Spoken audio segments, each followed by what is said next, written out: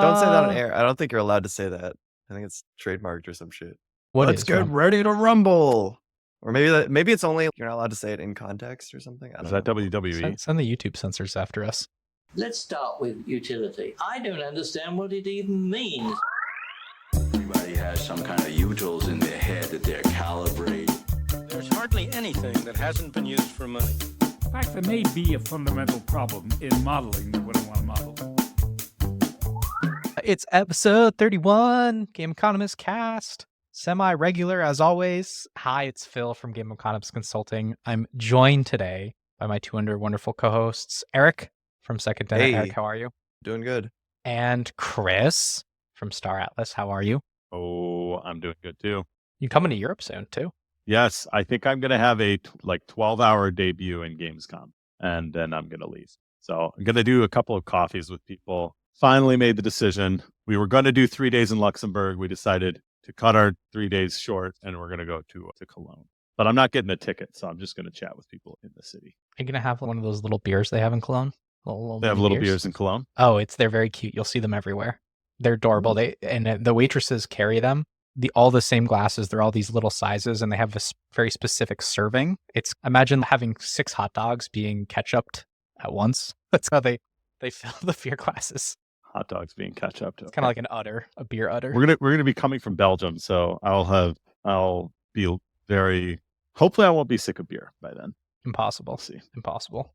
We have three wonderful topics. No, we have two. No, we have three. We have 3 wonderful topics to talk about today, and one of them is an article. We're sticking to it, or a paper of sorts. I'm going to be talking a little bit about Lilith Games and one of their very interesting employee incentive models, where they spin up a subsidiary when they launch a new game, and that subsidiary, the employees own 20% of it. And Eric, what are you going to be talking about? Yes, Marvel Snap just released a new game mode called Deadpool's Diner that draws on social casino mechanics. So this is my first exposure to them as a player, so I want to talk about that. Yeah, it's pretty compelling. Number go up. And then for our final paper and topic, we'll be talking about a new, it's not peer-reviewed research, but it's a white paper from the Call of Duty team. Actually, we know an economist that worked on this paper, or at least we think we at least know one who we talked to. They have been doing a matchmaking series and publishing their research publicly, which has been fantastic to see. And it is a treasure trove of information. And then, of course, there's an A/B test that's in it as well on the role of skill matchmaking. So we'll be taking a dive into that. Before we do, talk about what we've been playing. Got a selection of good things on sale, stranger. Evo happened, the big fighting game tournament, about a month ago. It's like the Super Bowl. I don't know. It's more like the Olympics of fighting games. They've got a whole bunch of different games there. And I've been playing a bunch of Street Fighter Third Strike. Not Street Fighter 6, not the new one. Third Strike is the arcade game that came out in 1999. And they featured it at Evo this year. It was a throwback game. They do that every once in a while. It was super hype. Tons of highlight clips. There's this hilarious guy who would like gesture to the crowd and do all this crazy stuff after every time he won. But yeah, I've been playing Third Strike. It's fun. There's this emulation platform you can play on called Fightcade, where it downloads the emulators, downloads the ROMs, and you play against other people on the internet. It's cool to see technology bringing these old games back. And they're simpler. They're more pared down. It was a simpler time in 1999. I've been enjoying it. Is Evo in Japan? They have an Evo Japan, but the one in Las Vegas is like the big one. This number just doesn't seem to grow. I'm trying to find some Evo viewership numbers, and it looks like it's been largely stagnant for a long period of time, which is my view of fighting. It's the same as racing. It just sells the same numbers every single year. Yeah, that sounds about right. I know the number of entrants hit a new record, but it's not growing dramatically. It's just gently moving up. I think Street Fighter 6, the new which released last year, generated a lot of excitement. But yeah, it's like you said, it's a very hardened audience, I would say. So new games do have a small effect, but not a huge one. Yeah, and they don't grow the fighting game genre that much. It's mostly the existing audience that moves between games. This is why I don't understand X2KO, the Riot fighting game. I remember you've been talking about it beforehand, where it's meant to be played with a keyboard rather than necessarily having, what do you call them, an arcade stick controller? But I still don't understand, okay, they're going after a small pie. That seems like a bad idea for a company that needs to generate probably 9 figures worth of revenue. To be honest, I think it's mostly a prestige play. This was before they were vetting games for their market potential. It was more just what games are prestigious? Magic the Gathering and Street Fighter. Let's make our own versions of those. Their hope is that it will massively increase the audience somehow, maybe by accessing China, which has a large gamer audience who does not play fighting games. They're hoping by being a PC first, like you said, keyboard first fighting game, online first fighting game, that also might expand the audience. Pretty skeptical. People I know who've played it say it's very grimy. It's like one of those old fighting games where you can do just all sorts of messed up stuff and just put your opponent in block for 20 seconds on end if you know how to do special tricks and combo setups and stuff, which is not very new player friendly. But yeah, that's their shot at it. Why have we never gotten a hot take from you, Mr. Super Smash Brother, about multiverses? I expect you to come in here with hot takes. I don't. What do you want me to say? Smash Bros is the king. People thought that. Okay, people looked at platform fighters and they were like, "Oh, Smash Bros is big, but there's only been one incumbent." And normally, when there's one incumbent for a long time, they get fat, they get lazy, and it's like an opportunity for someone new to come in. But Masahiro Sakurai does not slack on the wheel, all right? That guy is a workaholic. That guy makes the best, most polished games, all right? And every Smash Brothers has been a phenomenal game. They are not getting fat. They're not getting lazy. Smash Brothers is king for a reason. It's not just the IP, okay? You can't just stick a bunch of Warner Brothers characters. You can't stick Arya Stark and Bugs Bunny and think people will play your game. The game has to be good. And Multiverses is not good. It doesn't feel good to play. It doesn't hit good to play. Like this, yeah, there's a lot that goes into making a good game besides IP, and Smash Bros knows what they're doing. So you did have a hot take. Wow. Just ask Eric about platform fighters. There's the Sony one, remember? Sony tried to make a Super Smash Bros. Game too. PlayStation All-Stars game was hot garbage. There was the Nickelodeon one. It was like all right. There's another one coming of that too. There's another Nickelodeon game they announced. I was surprised. Yeah. It was a paid game too. It wasn't free to play. That one was made by an indie studio who, the game was fun, but you're dealing with AAA polish by a very dedicated game developer who's known for hyper polishing and stuffing loads and loads of content into his games with the best IP from video games you could imagine. Yeah, pretty hard to compete with that. And Switch has a huge install base. Like what, you're going to say, oh, my game's free. It's not going to get you that many players. Chris, what have you been playing? Indie Darling? What's on the tap these days? No board games, although I've given a surprising number of board game recommendations this week. But I've been playing Marvel Snap quite a bit. I played originally over the span of the first month when it released, put a good number of hours into it, but then I fell off. It was around the same time I was playing Brawl Stars, and Brawl Stars just took the limelight. So I came back to it because I was like, okay, I really want to dig into this game. I have friends who still play it, still enjoy it, and then the whole Deadpool thing. So I've been playing the shit out of it, probably an hour or two a day. And the one thing that I still am a little bit frustrated with is just the collection levels. I know you can technically buy collection levels by buying boosters, which allow you to level up your cards, which allow you to gain collection levels. But it's just something that's super annoying. Like, I want to own the cards. I want to be able to put together a deck, and I want to be able to play against opponents and start winning. I feel really crippled with the cards that I have. I'm sure that there's some fundamental game design, and maybe Eric can even comment on this. I'm sure there's some sort of fundamental game design on why they do the collection levels, but I just can't think about how well it works for Magic Arena to do the packs and their whole drafting thing. Like, why can't they do something like that? What is the fundamental reason why that's not possible? Why can't I go buy a $3 Marvel Snap pack? Because Stephen Jarrett gave a whole talk at GDC. He gave a whole talk about this at GDC. And he talks about card shards, and they rejected them. And I still didn't really understand. I wasn't really convinced. But like, how are you going to do packs? There's a bunch of issues. I understand there's probably a fundamental problem with doing packs. I know it's a limited size pool. There's a limited number of cards, especially when you compare it to something like Magic the Gathering. There's like a tiny number of cards. I think a deck is 10 cards, 5 turns, like 12, very small, 12 cards, like a very small pool of cards to select from. You can't do like a 5-7 card pack. You buy 3-4 packs and you've got like almost the entire collection. And then like they would need to come up with a dust system, I assume. But it's just, it seems like a missed opportunity to allow players to just spend their money. Because I'm the type of player who would like probably spend the money to get the cards. I'm assuming the best way to do this is through some sort of drafting, create some sort of soft currency, or I guess it would be a hard currency, the same way that they have gems in Magic the Gathering. You have some sort of gem that gets rewarded, and then you get rewarded with packs or something like this.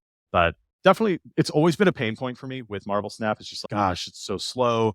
And then I play against a player who has the same collection level, but they're playing with mostly the same cards, but then they have this baller-ass card that, oh, this one quadruples everything and fucks my entire side of the field. There's moments like that where I'm like, geez, I wish I could buy that card. I'm sure. Yeah, I think what you're saying is a big and common complaint. And we even see it in the monetization where the revenue is very backloaded compared to most mobile games. And I think a lot of that is you can't buy the things you want to buy. And then there's all these layers of obfuscation at the collection level and the upgrading. And I have to do A and then B and then C to get more cards. I can't just press one button and get more cards. There's a Why Cobb is it Douglas like that? production function. Like that's one way to look at it is like, I can't just mix my capital to get output. I have to mix my labor. And the coefficient on labor in Marvel Snap is really large, right? Because if I buy credits, that essentially is an opportunity for me to fuse my credits with my labor, which is boosters. So remember, you get a card, then you have to level up the card by getting enough card boosters, which is earned by playing. So I have to play a bunch, and then I have the opportunity to spend credits, which move me up my collection level. I can't just unleash capital to progress. I have to unleash capital and labor. It's a really good call out, right? Is that, yeah, it's the money and you used to have to grind to get boosters. They changed it so you can just quick upgrade without any boosters in the shop because of that exact problem you're talking about, where it was like blocking players from acquiring cards. But yeah, there's just like layers and layers of obfuscation between things. And I think it was an attempt to be less greedy. You're not selling things as directly, but the downside is we get a lot of early player frustration, like Chris is describing, about I want this card, how do I get it? There's no path. And we see that reflected in the revenue as well. Because there's no way to directly buy only boosters, correct? Like you almost always have to buy a pack that has the card, the avatar, and then the boosters. And then, yeah, they always bundle it with some other shit. Yeah, I like tried to calculate, okay, how much is like each booster worth? And it was like varied by the different packs. And I was like, anyway, gave up. It's weird to layer on, not necessarily vertical progression, but like kind of this time basis to what ultimately is like horizontal collection. Like I can't assemble my strategy until I've invested so much time, because not only is there an RNG element, but some of that RNG is controlled. There's this series notion, which is how Marvel Snap works on, not even on the back end anymore, but there's these drop rates based on what series you're in, and cards can move between different series, which affects their drop rates, if I'm correct. Yeah, basically you work your way through the starter set. You get like a core set of cards, and then after that it's a giant pool. I like that theory for the horizontal progression-based game is you're going to master these different parts of kind of the strategy map or strategy nucleus, however we want to think about it. That's fun to give progression designers that level of control. Because normally, like you play Magic, it's all just random, right? All the CCGs are random. There's no progression. There's a notion of sets in most CCGs where this set has this mechanic where you bring stuff back from the dead, and this set has this mechanic. And so you focus on a specific set of mechanics and how to play around those month to month. Snap does not have any notion of sets or seasons or anything and I think that's a scaling problem that we're going to have to confront eventually.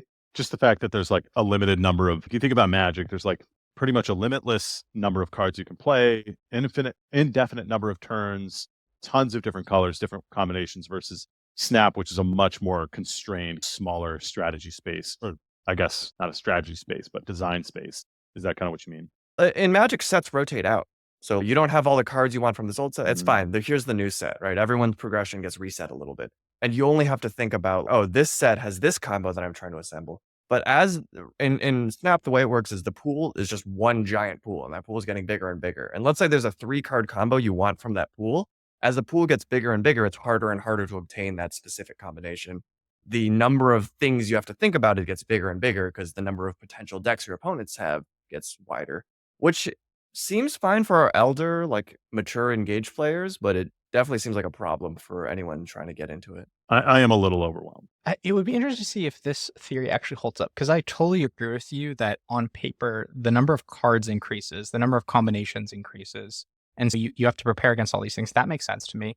But when we think about what the effective meta is, does the number of cards that are introduced, the raw number of cards, as that continues to accumulate and accumulate, does the meta become increasingly diverse with a wider set of distinct cards?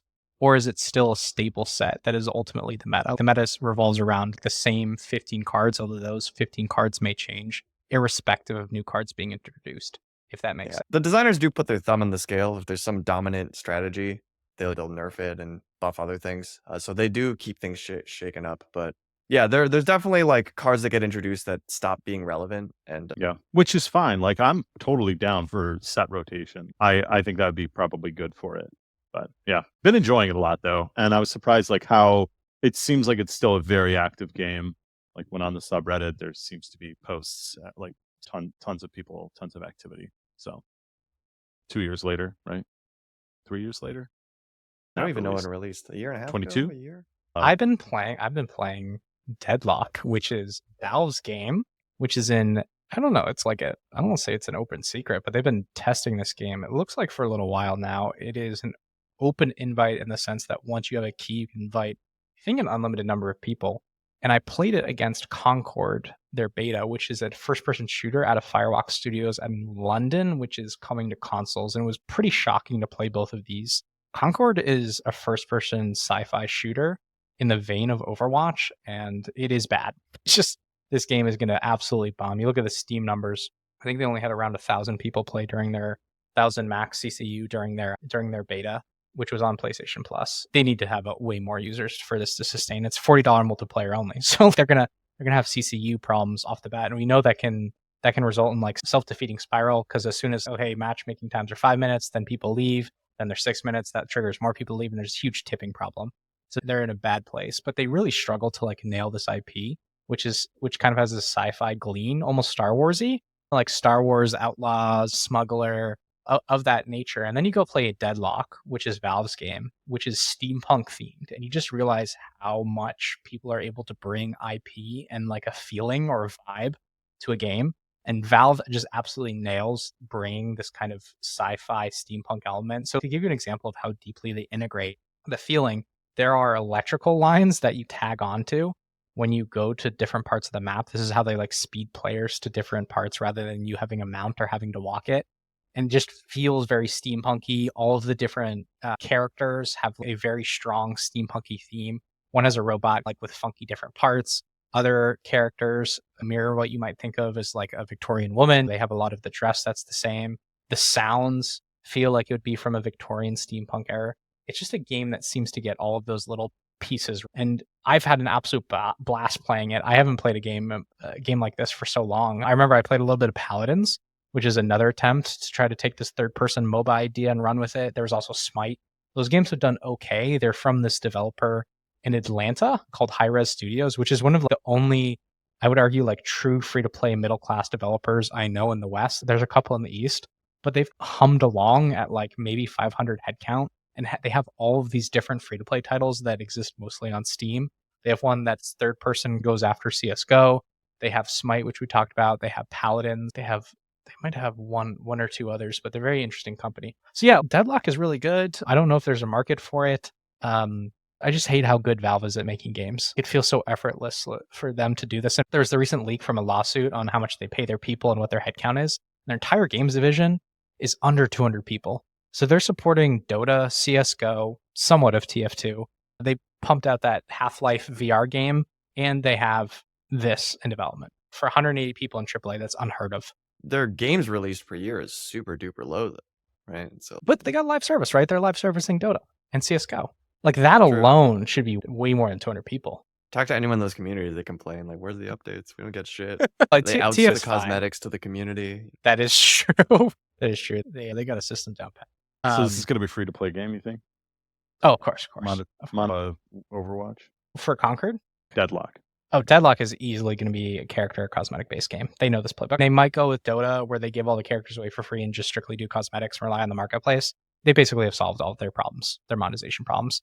They'll run the playbook as you just mentioned, as Eric mentioned. Like they'll probably do some loot boxes. Then because there's an auction house, the prices of the loot boxes or the amount of loot boxes people will open will be bid up to whatever the selling price is. So they'll sell a shit ton of them. Then they'll get the Steam Workshop going. They'll outsource everything to the community, and they'll take their rev share, and they'll get happy and fat making content. They're like 10 steps ahead of everyone. The first piece we are covering is a article from Pocket Gamer called Inside Mobile Hitmaker Lilith Games. If you're not familiar with Lilith Games, they've sometimes been called the Supercell of China. They do incredibly innovative titles. They are one of the developers behind AFK Arena, as well as Call of Dragons, which is a 4X game. They make billions upon billions of dollars per year. They just released AFK Journey, which is a very, I would argue, high quality game that is based on the AFK Arena IP. It's actually struggling right now. They are headquartered in China, but they have around 2,300 staff, which is actually more than I thought. And they actually have a North America studio, which they just opened. and they just announced that they have a life sim game in development, but all of their games are incredibly high quality, and I truly admire them. And the article is pretty interesting because it hits on 2 points we want to talk about. The first is how they organize their teams internally and how they choose to incentivize and pay them.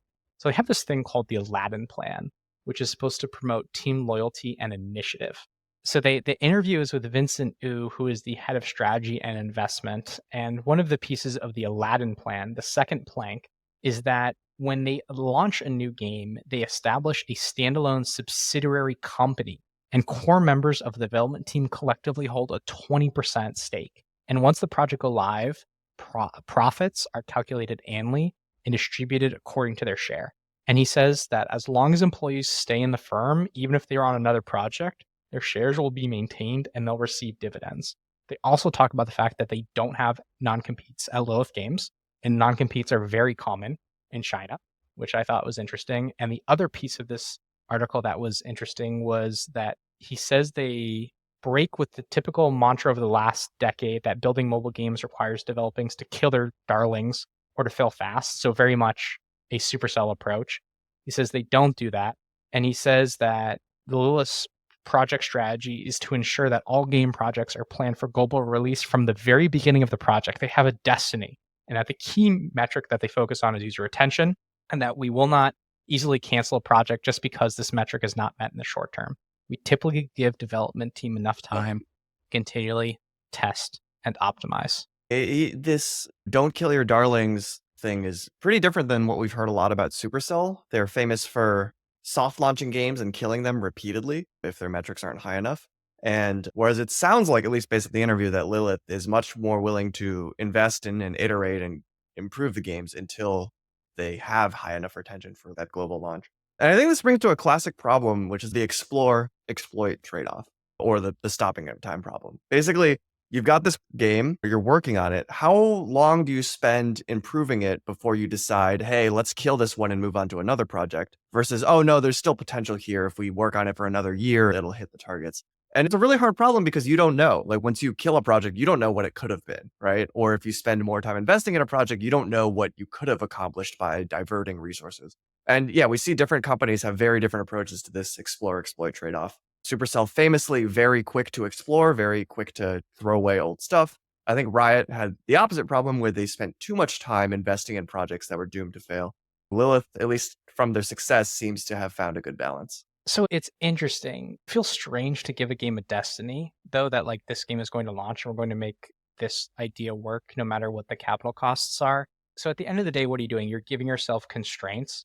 And if you're willing to kill ideas, it feels like you're willing to give yourself less constraints. And constraints are, at least on paper, an economy model, right? If you give yourself constraints, that does lower your total output. Why would you want to give yourself that constraint? Maybe the idea isn't working. Like we were just talking about AFK Journey, which doesn't appear to be revved at a great rate. Why shouldn't that idea be killed? Supercell seems to be on one side of the aisle.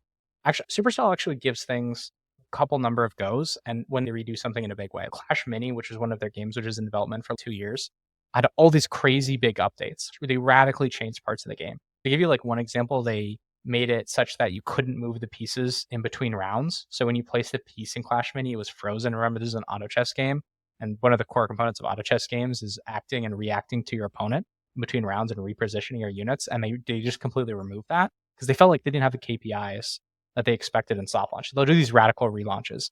But this is like saying that this game's going global no matter what. That feels to me on a really unhealthy path. I'm sure the interview is like exaggerating for the sake of making a point, but that's like, I'm sure they have killed projects, right? I'm sure like not everything is kept alive forever. You'd think there'd be KPIs you could track that would let you know whether this was a late bloomer or something you should kill right off the bat.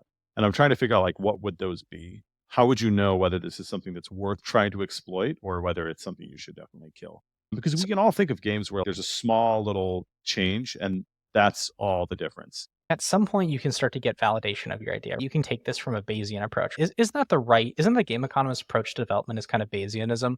You're constantly updating your priors, but you have control over that, the rate at which new information gets incorporated into your model. You can put this thing into soft launch. You can put it into testing.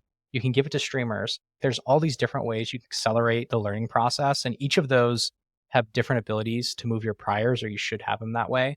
But isn't that the game economist approach to development, is to be a good Bayesian, update your priors, and get new information along the way, and then make relative investment decisions based on that?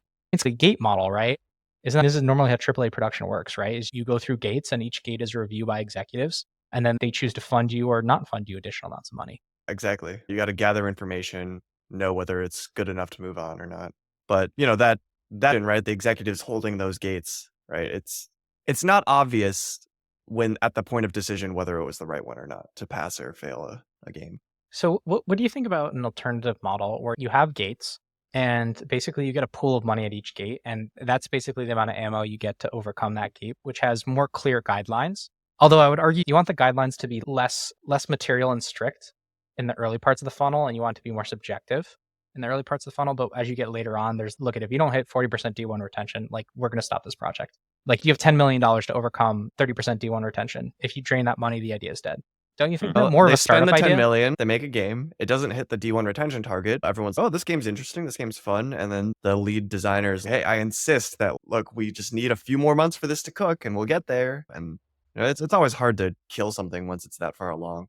And then the executive has to make that judgment of call of, okay, the designer says they need another 6 months to cook. Do I think they can actually get there? And you've got this whole sunk cost component to it, and the team morale component to it, and the emotional component of these are coworkers that you're going to be killing their dreams. I don't think it's that simple as here's a pool of money, like you either made it or you didn't, and then you move on. It feels like with this and with the dividends, what people want is they want a mini market. These corporations are getting so large, and the connection between your input and ultimately the company's outcomes gets so distant that if you can break down these incentives and give people more ownership, or that you can mirror market incentives. Okay, I have limited budget, as a startup would be. You have seeds, you have Series A, Series B, Series C, and at each of those different series, you have to go out and convince people that you've done enough to raise money. And I feel like we're trying to mimic that model inside of game development. That's what the gate process is, and I think that's what Lilith is at least doing with the share amounts, right? With giving people literally 20% of the game, 20% of the subsidiary of the stock of the game. So the 20%, how does that work? Is it like a share of profit, or is it like literally like shares? Is it like RSUs or something like that? So they say they spin up a subsidiary, so you would own shares in the subsidiary. But who's it sold to? I might not know It enough says about this once kind a of stuff. project goes live, profits are calculated annually and distributed according to their share. So I guess it's basically a profit share. So think of, no, I think I think it's important that this isn't just a profit share model, and this differs from a profit share model. So let's say they have AFK Journey, which is a game of development. So they're going to spin up a subsidiary called AFK Journey Inc. And all of the employees are going to work at AFK Journey Inc. The people who work on the game are going to work there. And let's say they make 100 shares. And so the core development team is going to get 20 of those 100 shares. And Lilith Games itself, the parent company, gets 80% of the shares. And so you're able to take a dividend based on how the game performs, or how any company performs. And those are taxed at special capital gains rates too when you get dividends. But they also own a share, which is why they're saying when they move projects, they still own that share. So if someone who's on AFK Journey goes to AFK Arena or to one of their other games of development like Dislight, then they will still get those dividend payments based on the shares and how the game is performing. And like shares, the dividends you get is a profit. So the game has to make profit, and then when the game makes profit, dividends get paid out. So you get dividends based on the number of shares you own. So Phil, you seemed really surprised by this, but I feel like this kind of incentive pay seems pretty common, right? Like you've got equity pay, you've got revenue share. I know like Capcom, for example, there's franchise revenue share where if you work on Street Fighter, you get a share of Street Fighter profits. If you work on like Monster Hunter, you get a share of Monster Hunter profits. Yeah, I don't know why. It seems pretty standard and common in today. Like you said, big companies need to essentially create a market for their games and their talent. So to me, the underlying thing all these mechanics are trying to solve is the principal agent problem, which goes back to the infamous paper of Theory of a Firm, Manageable Behavior, Agency Costs, and Ownership Structure. You have agents that are employed by principals. Agents sometimes shirk. So now we create all these elaborate incentive mechanics to minimize the amount of shirking that employees do and ultimately raise the amount of output they have per dollar that we spend on the agent. And the agent in this case are employees, and the principal in these cases are employers. And so what I was surprised, and so those are all different approaches, and they all are trying to minimize the shirking delta. And what I thought was interesting about this is that owning a share is materially different than any of those schemes that you mentioned. And I think gets you closer to market-like outcomes that we're trying to mirror. Like that incentive of having dividends is much stronger to me. Like How is startup that incentive. different than the Capcom system? So on one hand, you own dividends, which means that you can make more long-term investments in the game. So we were talking about sales previously, that a lot of product managers sometimes run sales to goose to get to quarterly numbers, which is sometimes based on executives and sometimes based on their own bonuses because they're incentivized in that way. Whereas if you own dividends, because you retain ownership, if you move to other projects, you can make a long-term investment in the game and then you still get back pay based on it. I see. That long So I think term, as opposed to, I was on the project for a year, I got the payout for a year, and then I left. You get time horizon benefits. And I think that leads to better franchise management because you should treat it as a long-term asset that pays out money over time rather than something you squeeze every quarter. I don't know if this shrinks I don't know if this shrinks the shirking delta the most. That's how I'd at least evaluate that is when we think about these different, if you think about imaginary A/B test, we can imagine AFK journey with this kind of schema. We can imagine AFK journey with another type of schema. Let's call it the quarterly franchise payout bonus. And we can see which one actually has the better aggregate output and shrinks the shirking delta. But I think this is an interesting model. I'd like to see more of this. Is like you literally get ownership. I would say there's definitely like a million questions I have about this. For instance, how do they deal with dilution? Can they issue new shares?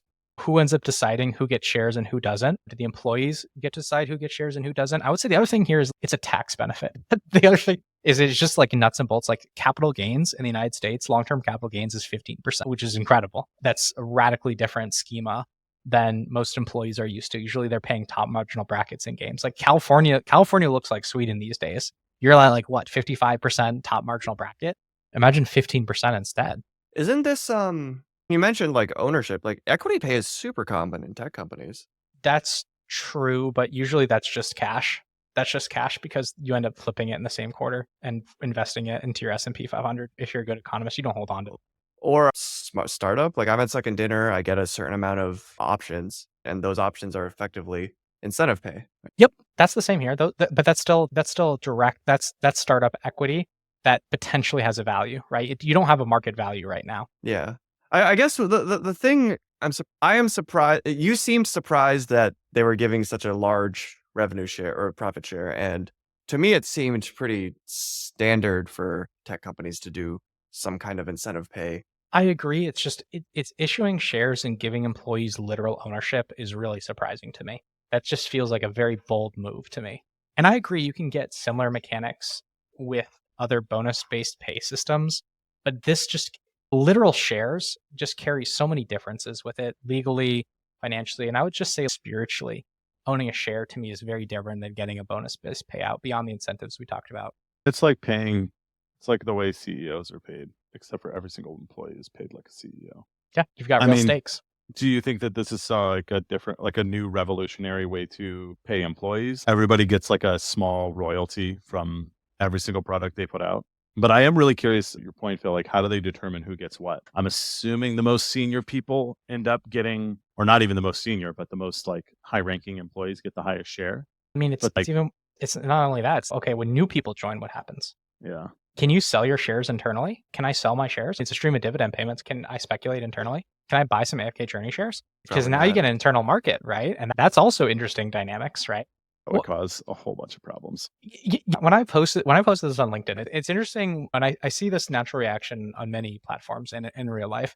The first thing when you post an interesting like model like this is it comes up with a million reasons why it won't work or why it doesn't work. For instance, one of the pushbacks here was like, oh, teams won't share information because they want their game to succeed and they may not have shares in the other game. And it's the first question is never like, oh, this exists empirically. Does this happen? Do people not share? They imagine a situation and when like this thing won't happen. And I think, do people share at Lilith? I don't know. I don't know if they share on the margin more or less because of this system.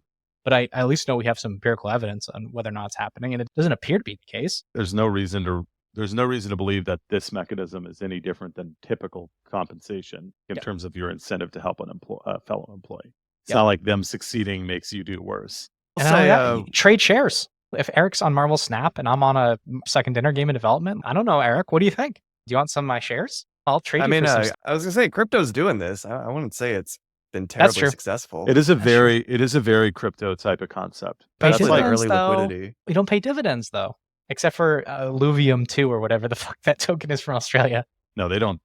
That's different. That's completely different. That's the players getting paid. But so like the automata model is like you produce a suite of products. Each product pays out a dividend. So for example, like the Galactic Marketplace, there's a 6% fee every single time there's a trade. We get a 6% fee. So we are effectively getting this royalty from that entire product. So you create that product and then you hand it off to the players, maintain it, and you move on to this next thing. So it's actually very similar. And you can imagine a scenario where that's distributed across the entire firm, or at least across the workers. So definitely crypto-y.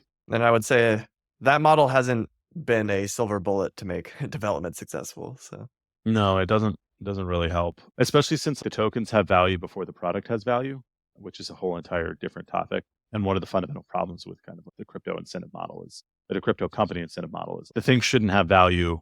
The thing that represents the product shouldn't have value before the product itself has value. Like in this type of a model, like it would make more sense for the dividends to pay out once the product is making money, like the profit sharing. I think it's cool. I don't think there's any. You were talking about a principal agent problem, Phil. Like, why does this? I think the idea is, imagine you're working on one of these games. You could put in extra crunch time one weekend to make the game make $100,000 more, but you're like, fuck it. What do I get from it? Let me just sleep in. But under this, you might do that because you'll get paid an extra grand or whatever. Oh, so you're saying it's a solution to the shirking problem? Yeah. So Marvel Snap. So the Deadpool and Wolverine movie just released. Great commercial and maybe critical acclaim. I don't know. First movie I saw, first super movie I've seen in 8 years or something. I thought it was meh. People seem to like it, so what am I to say?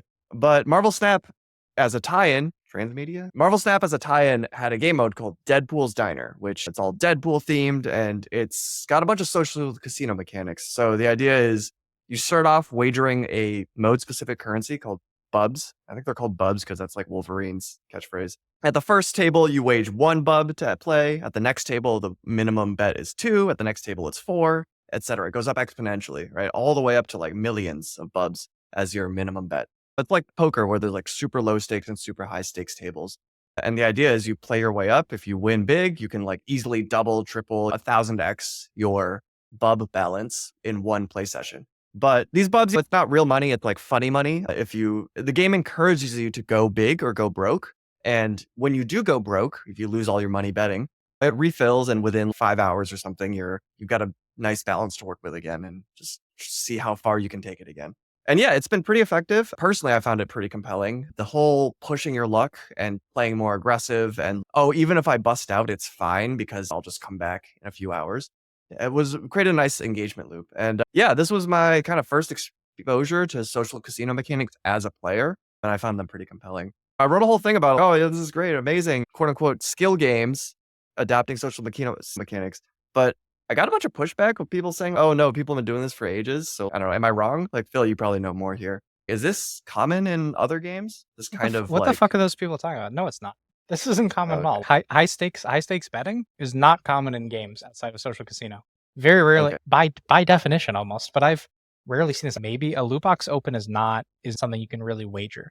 I've rarely seen wagering mechanics. Okay, so Callan was talking a bunch of shit, and I was like, maybe I'm off base here. He said Archero and Pokemon Go did this, but high stakes wagering. Yeah. What the I've never. Okay. No. All right. We can cut that part, but yeah, I think it's really cool. And to Phil's point, you want to get on your soapbox about this? You're always talking about how, hey, there's actually all these innovations that people aren't copying over. I do think social casino has a lot of very interesting innovations, and I think part of it is actually all the constraints that comes with social casino.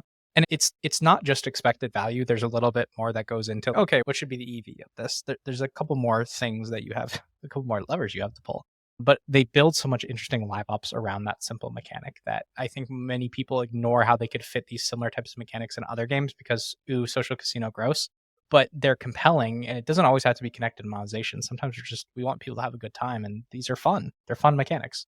Like, stakes are fun. And that experience where you play and you win, and then the stakes get higher, and the tension mounts and mounts up to a climax where you like, I lost it all. Oh, shit. It's a very compelling experience, I think. When you do have a game like mode like this, it's good that it's a limited time. Because to your point, Eric, the fact that players are refreshing bubs every 5 minutes and the fact that the winning player gets the losing player's bubs means that the supply of bubs is constantly increasing as people start to play. And so how many bubs you need to be like, let's say on a leaderboard is inflationary. And so there's a lot of tricky things when, let's say you're setting up a purchase package and you have to fix the amount of bubs you get. Okay, that may not be the value, like the dollar per bub ratio. It's constantly going down despite the fact that your prices are fixed. So there's like a ton of baggage that comes with these type of mechanics too, especially in a PvP environment. Right. Well, the great part is it's like a disposable mechanic. Like it'll be done soon. It's just an event, right? That's brilliant. Yeah, Phil's point, we actually had to do that. So based on the highest table you've reached, the amount you refill and the amount of bubs you get per dollar spent goes up. Because you don't want to reset all the way to ground zero, right? Like you want to just go a few tables back and work your way up. Yeah, definitely super unsustainable, hyperinflationary, and I think temporary game mode is the way to go. We can't do price discrimination either. So you can't, because if you sell one person lower bubs, and I guess you could do some trade, but if matchmaking is random, you really can't do transfers then. But so interestingly, Snap had a previous mode called Conquest, where if you squint really hard, they look the same, right? It's a mode where you play, every time you win, the stakes go up, exponentially increasing. And the higher up you go, it goes from 5 points to 200 points to 1,000 points with rewards. And if you bust out, you can start again at the bottom table for free. So if you squint, Conquest looks the same as Deadpool's Diner, but had nowhere near the same level of engagement, nowhere near the same level of enthusiasm. And I think, for me at least, one of the big issues with Conquest is that Conquest was framed as like the super competitive mode. It was like you play against the same person repeatedly, so you get to learn their decks and learn to counter the strategies. Everything around it is like, this is serious for try-hard people. Whereas Deadpool Diner, it's very goofy, it's fun, it's lighthearted. It like really encourages you, have a go at it. Sure, it doesn't matter. And yeah, it's not just the sketch of the system, but also like how it's implemented and executed. Do you think Snap will eventually have like, permanent game modes? Because right now, I think it's just the main ladder that you're just climbing. The hope is that Deadpool's Diner is reusable and we'll recycle it in the future and maybe have 4 game modes that we cycle in and out, like a live ops playbook. A live ops playbook that Snap was sorely missing. And it won't be like a different branding of Deadpool. It won't be a different skin. It'll be Deadpool's Diner. Yeah, I don't know. Maybe we'll skin it. Maybe it'll be like fucking Wolverine's Diner. I don't know. Because I'm curious how many different ways are there to use the betting mechanic. Because the betting mechanic, in my opinion, is one of the single most interesting mechanics in all of Snap in terms of like stuff that I've never seen before. It's just a mechanic you do not see in video games. It's really common in board games, not as common in video games. Being able to like bet and put your money down. I think we should think of this as wagering. I think wagering is a better way to look at it. I can set wagers, and I think the other component is you have to have autonomy over the wager. Like Conquest, you don't have autonomy over the wager, if I'm correct. Yeah, that's right. You're at a level and that's it. I think that to me is actually a very big line I would draw between Conquest and other social casino mechanics. It's the autonomy over the wager. Because what's interesting is the Conquest mechanic, by the way, has been pitched to me on every single fucking battle royale I've been on. Everyone has pitched this idea of, okay, if you come in first in a battle royale tournament, you get a ticket to go to another mode, which is another battle royale game, which everyone else has also earned that ticket. If you win that one, you get another ticket. And everyone has looked for comps for this. And I actually have started to point them to this Conquest mode, but none of them have taken off, which I find interesting because it's like a battle royale on top of a battle royale. It's like a babushka doll. So no, to your point, every version of this I've seen has not been successful. Riot tried one on League. They're like a pseudo tournament mode, also not very successful. It just sounds like it should work. Like the draft pool in Magic Arena, like everybody I think I'm almost certain if you win your first game, you verse other people who have won their first game. If you win your second game, you verse other people who have won their second game. What's the difference between that and what you guys are explaining? Because that's very successful. I guess it is the same. I would argue it's really just UX, to your point, Chris. It's really just UX of, you're right, it is a battle royale, essentially, when you're doing the draft stuff. But I would argue I would argue that the Conquest and the battle royale ideas, they feel like they have a really big exponential slope in terms of rewards. And the Magic the Gathering Arena rewards for the N+1 win do increase, but I don't think it's that sharp of a curve. Yeah. The sharpness of the curve actually happens around like the third win, usually. Is the point when you like make more than what you spent on joining. I think it is exponential. I made a chart of this one time. It is like exponential decay for how many people Do you mean in terms of the gems rewarded, Yeah. Eric? Because it's definitely linear in terms of the packs. Maybe it is exponential in terms of gems. That'd be cool. Do you think there's other mechanics from Social Casino that developers should be looking at? Oh, absolutely. There was one I just posted about. It was that post where I said that people don't look at it long enough. I think the parachute is brilliant. I fucking love that parachute concept. I think you should throw that into this game. What's the immediately. parachute? The parachute was from a Social Casino game where when your balances hit 0, you immediately got a recharge of X number of coins, and it was on a 30-minute cooldown. So you have this incentive to always spend your balance down to 0. In fact, it's optimal for you to spend your balance down to 0 as quick as possible so you can keep getting these rebounds. But it is a rebound. It feels good in game. Like it hit 0 and then I love it. I think that the bound should be bigger. Like they were doing it it was a $5 SKU, and instead I wanted a much bigger rebound at $100. Is this screen share working? $100 SKU in a mobile game. You can do 10,000 now. Oh, is that the cap? Yes. Oh, okay. So it is pretty linear, and then it looks like Hearthstone is exponential. Yeah. This x-axis is percentile, so each step up is one incremental win. So if you put this on a linear scale, it would go whoop. But yeah, it gets dramatically higher for every tier. Damn, how many games are there in a Hearthstone match?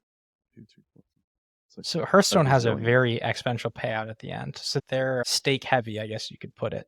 Like there isn't stakes, but like you have a lot to gain if you get to a very high level performance. And the draft is an arena, it's a little bit flatter. Yeah, it's like a 40% multiplicative bump for every win, roughly. You win 2 in a row, you double. You win 2 more, you double again. Anyway, This is cool shit. Nice. I remember this was in one of your pieces. I forgot about this. I got charts on deck. Did you show any of this in your second dinner interview? No. Just like someone asks you a question about drafting, you just like whip out this chart. You can see here the inflection point.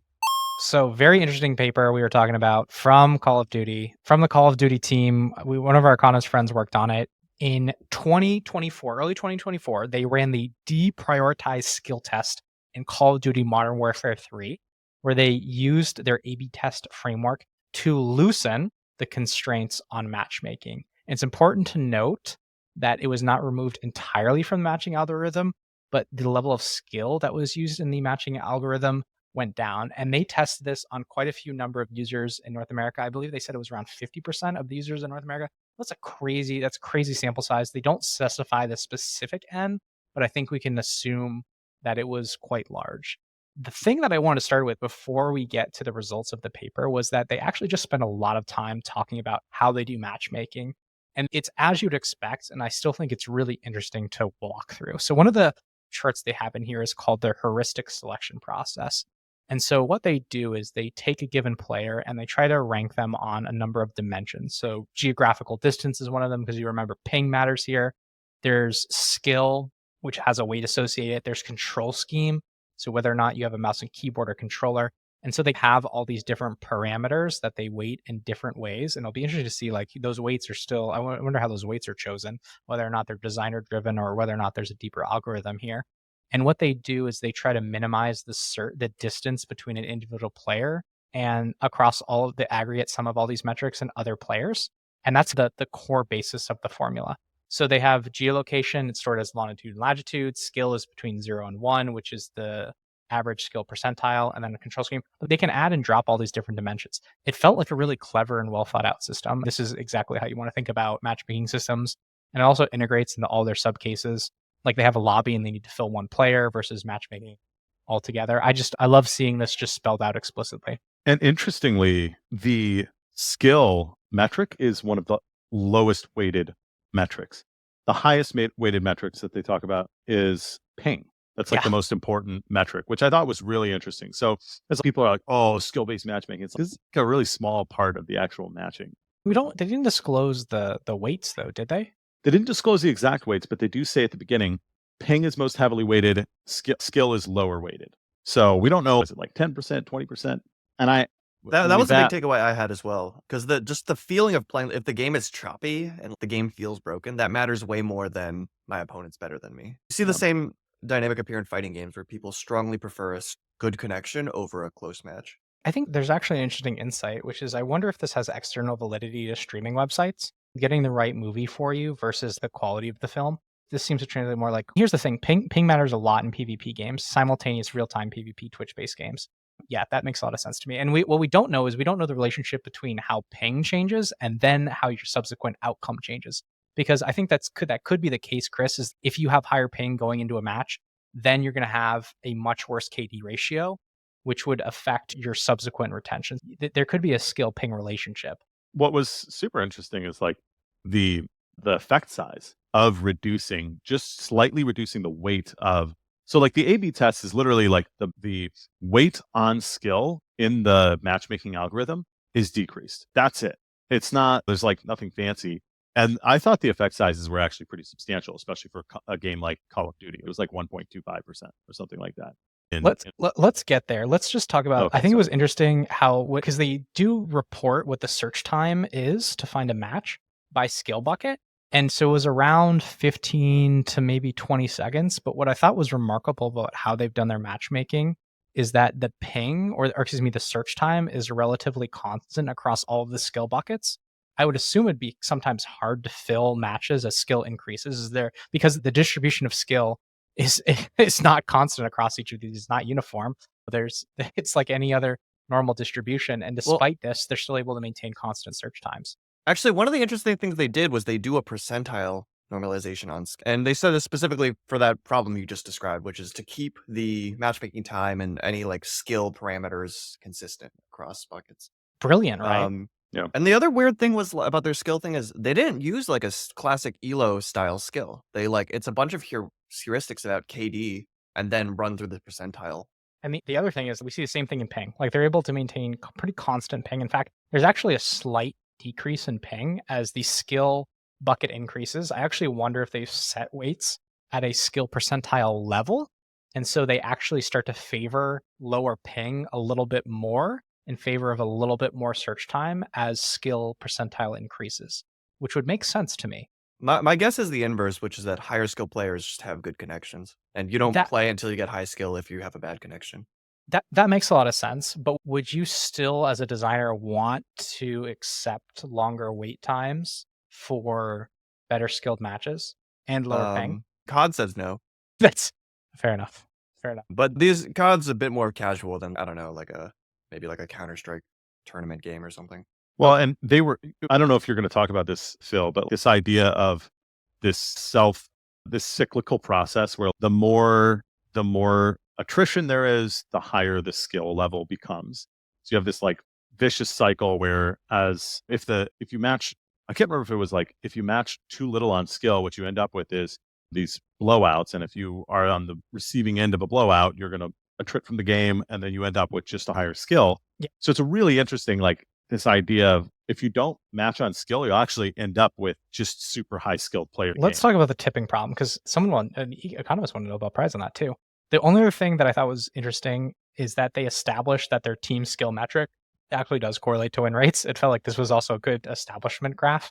So when you look at the difference in team skill and you look at what is the average win rate, if there's a zero difference in team skill, the win rate is about 50%. So at least we can have some trust in the system. Which I thought was interesting, though, is that the win rate seems to cap out at around 95% when the team skill difference is both 0.2 and 0.3 different from one another, which I thought was weird. You expect to see more of a linear relationship. So maybe they're having tough times assessing skills at very top-end distributions. Or maybe there's just so much stomping going on that there's almost so much stomping you can do. Like there are also backstop mechanics in the game. Like they started to add, if you die so many times, you get like a death streak mechanic. I don't know if that's still in the game, but they have some safety mechanics, so you can't get completely wrapped. Yeah. Okay. Let's look at the actual results. Favorite chart. This is a big chart right here. This is the paper. Figure 3. This is the difference in players returning within 14 days of the deprioritize skill test. And so this is represented for each of the skill buckets. And so what we can see is from the 0th percentile to it looks like the 90th percentile, there is negative treatment effects. So less players returned within 14 days for 90% of the population. And yet there was actually a small increase in players returning if they were at the top end of the skill distribution. So when skill-based matchmaking was turned off, that means that people who suck are going to get killed more and people who are good are going to kill more. And yeah, I don't know. What are your thoughts on this, guys? We're talking about the most negative group only had a 0.75% difference from the treatment group. That is a really small effect size. 1 point. 1.7. Yeah, thank you. That's I mean, really fucking small. It's not that small and for a company of this scale, right? And this is like extremely accurate. Wait, is the I don't know. denominator here 1.75% day churn is huge. Is This it a is a new percentage player. point? This is my guess is they're like average is probably let's say 60. You know, you're losing 1.4% of your single week. This is the thing here's the thing that sucks, Eric, is we don't know the actual N. So we don't know if you go from 1 to 2, it's a 100% increase. We go from 65 to 66. That's a much smaller percent increase. And this is percent, not percentage point, which is driving me crazy. Sure. What's the difference representative between percent? Going from 65 to 66 is a 1 percentage point change, but it's I don't know what it is, like a 2.5% change. Okay, and is this the former or the latter? This is not percentage point. This is just percent. So we if don't the know. We churn don't know what rate the is D14 number was.